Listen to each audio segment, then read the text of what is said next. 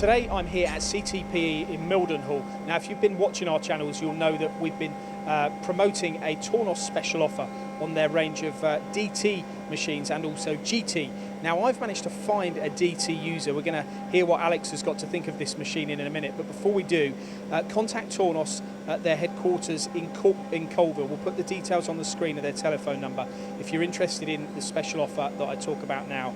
The DT26 is a very powerful sliding head machine, guide bush, non-guide bush, very quick to go from one to the other. You've got 10 kilowatts of power on the front spindle, 10 kilowatts on the back, over 20 tools. I think there's 8 driven tools on this machine and a Y-axis as well, so you can do pretty complicated parts quickly and in all difficult materials. Special offer on what you're going to see now.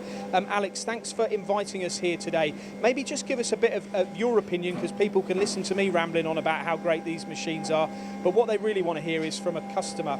How have you, what do you feel about this Swiss DT26 since you've had it about 4 years now, haven't you? Yeah, it's coming up 4 years this year. Yeah, it's been a brilliant machine.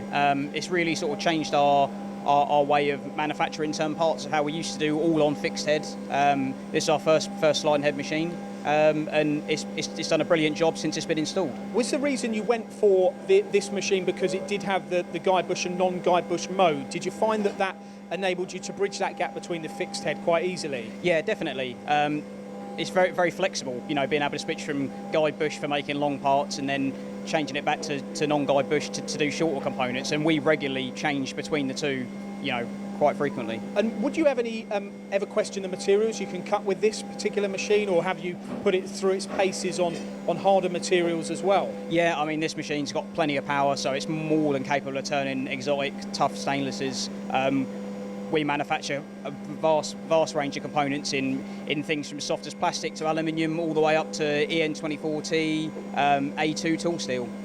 You run this on neat cutting oils as well, I believe. Have you seen any differences? Oh, you can run it on coolants too, though. Isn't that one of the areas here? It is indeed, yeah. Originally, when we had the machine installed, we were running it on coolant, water-based coolant. We decided a couple of years ago to switch it over to neat oil, and that was mainly only for the fact that we've just been manufacturing more metal components, especially in tougher materials, so we needed the benefit of the neat oil. Good transition machine. So there you have it. If you're interested in getting into maybe this type of technology for the first time in your business, like Alex did here some 4 years ago, then the Tornos machine could be considered. And as I said at the start of this, the DT26 machine and also other DT machines and GT machines are available from stock on special offer. You need to talk to Tornos here in the UK. One final question I'm going to ask Alex, and I don't know the answer to this. Has it broken down much? No. Well, there you go, and that wasn't staged, I promise you. If you want reliability and precision, then talk to Tornos about this special offer.